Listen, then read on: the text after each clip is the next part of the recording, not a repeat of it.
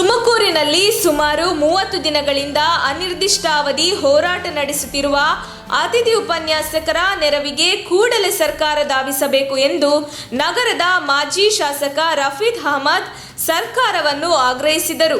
ನಗರದ ಜಿಲ್ಲಾಧಿಕಾರಿಗಳ ಕಚೇರಿ ಎದುರು ಪದವಿ ಕಾಲೇಜುಗಳ ಅತಿಥಿ ಉಪನ್ಯಾಸಕರು ನಡೆಸುತ್ತಿರುವ ಅನಿರ್ದಿಷ್ಟಾವಧಿ ಧರಣಿ ಸ್ಥಳಕ್ಕೆ ಭೇಟಿ ನೀಡಿ ಪ್ರತಿಭಟನಾಕಾರರಿಗೆ ತಮ್ಮ ಬೆಂಬಲ ವ್ಯಕ್ತಪಡಿಸಿ ಮಾತನಾಡಿ, ಅತಿಥಿ ಉಪನ್ಯಾಸಕರು ಅತ್ಯಂತ ಕಷ್ಟದ ಪರಿಸ್ಥಿತಿಯಲ್ಲಿದ್ದು ಕನಿಷ್ಠ ಮಟ್ಟದ ಜೀವನ ಕಟ್ಟಿಕೊಳ್ಳಲು ಸಾಧ್ಯವಾಗದ ಸ್ಥಿತಿಯಲ್ಲಿದ್ದಾರೆ.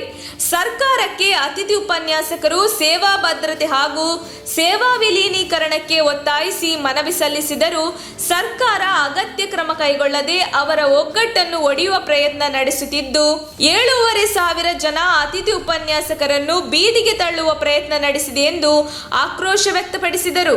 ಹಾವು ಸಾಯಬಾರದು, ಕೋಲು ಮುರಿಯಬಾರದು ಎಂಬ ಗಾದೆಯಂತೆ ಸರ್ಕಾರ ಅತಿಥಿ ಉಪನ್ಯಾಸಕರ ಹಿತರಕ್ಷಣೆಯಲ್ಲಿ ದ್ವಂದ್ವ ನೀತಿ ಅನುಸರಿಸುತ್ತಿದ್ದು ಕೂಡಲೇ ಸರ್ಕಾರ ಇವರಿಗೆ ಸೇವಾ ಭದ್ರತೆ ಒದಗಿಸಿ ಕಾಯಂ ಉಪನ್ಯಾಸಕರಿಗೆ ನೀಡುವ ಎಲ್ಲಾ ಸೌಲಭ್ಯಗಳನ್ನು ಒದಗಿಸಬೇಕು ಎಂದು ಅವರು ಒತ್ತಾಯಿಸಿದರು.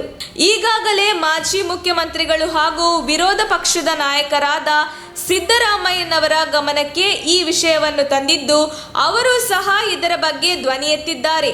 ತಾವು ಮುಖ್ಯಮಂತ್ರಿಗಳಿಗೆ ಹಾಗೂ ಉನ್ನತ ಶಿಕ್ಷಣ ಸಚಿವರಿಗೆ ಪತ್ರ ಬರೆಯಲಿದ್ದು ತಕ್ಷಣ ಕ್ರಮ ಕೈಗೊಳ್ಳಬೇಕೆಂದು ಆಗ್ರಹಿಸುವುದಾಗಿ ತಿಳಿಸಿದರು.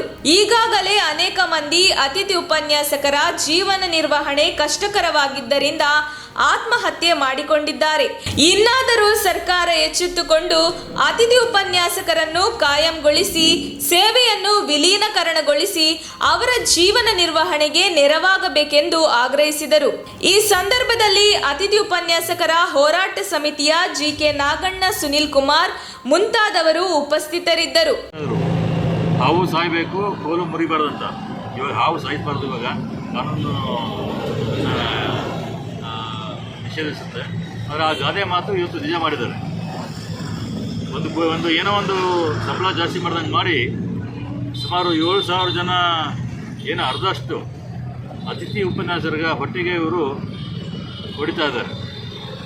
ಇವರು ಮಾಡಿರೋದು ರೂಪ ಏನಂದರೆ ಸಂಬಳ ಜಾಸ್ತಿ ಮಾಡ್ತೀನಿ, ವರ್ಕ್ ಲೋಡ್ ಜಾಸ್ತಿ ಮಾಡ್ತೀನಿ ಅಂತ ಹೇಳಿದ್ದಾರೆ. ಇದರಿಂದ ಸುಮಾರು 7,000ರಿಂದ 7,500 ಜನ ಅತಿಥಿ ಉಪನ್ಯಾಸಕರಿಗೆ ತೊಂದರೆ ಆಗ್ತಾ ಇದೆ. ಹಾಗಾಗಿ ನಾನು ನಿಮ್ಮ ಪರವಾಗಿ ಇರ್ತೇನೆ. ಸರ್ಕಾರಕ್ಕೆ, ಮುಖ್ಯಮಂತ್ರಿಗಳಿಗೆ, ಮಾನ್ಯ ಮುಖ್ಯಮಂತ್ರಿಗಳಿಗೆ ಹಾಗೂ ಮಾನ್ಯ ಉನ್ನತ ಶಿಕ್ಷಣ ಸಚಿವರಿಗೆ ನಾನು ನನ್ನ ಮುಖಾಂತರ ಅವರಿಗೆ ಪತ್ರ ಬರೆದು ಹಾಗೂ ಮನವಿ ಕೂಡ ಮಾಡ್ತೀನಿ. ಇವರ ಏನು ತಮ್ಮ ಬೇಡಿಕೆಗಳಿದ್ದಾವೆ ಆ ಬೇಡಿಕೆಗಳನ್ನು ಕೂಡಲೇ ಈಡೇರಿಸಬೇಕು. ಹಾಗೆ ಇವ್ರನ್ನ ಬೇರೆ ಏನು ಉಪನ್ಯಾಸಕರಿದ್ದಾರೆ ಏನು ಅವ್ರಿಗೆ ಏನೇನು ಸವಲತ್ತುಗಳು ಸಿಗ್ತವೆ ಆ ಎಲ್ಲ ಸವಲತ್ತುಗಳು ನಮ್ಮ ಈ ಅತಿಥಿ ಉಪನ್ಯಾಸಕರು ಕೊಡಬೇಕಂತ ಹೇಳ್ಬಿಟ್ಟು ನಾನು ಅವ್ರಿಗೆ ಒತ್ತಾಯ ಮಾಡ್ತೀನಿ. ಜೊತೆಗೆ ಈಗಾಗಲೇ ನಮ್ಮ ತುಮಕೂರು ಮಾಧ್ಯಮದ ವಿಶೇಷ ಸುದ್ದಿಗಳನ್ನು ನಿರಂತರವಾಗಿ ಪಡೆದುಕೊಳ್ಳಲು ಚಾನೆಲ್ ಅನ್ನು ಸಬ್ಸ್ಕ್ರೈಬ್ ಮಾಡಿ. ಕ್ಷಣ ಕ್ಷಣದ ಸುದ್ದಿಗಳಿಗಾಗಿ www.nammathumakuru.com ಗೆ ಭೇಟಿ ನೀಡಿ.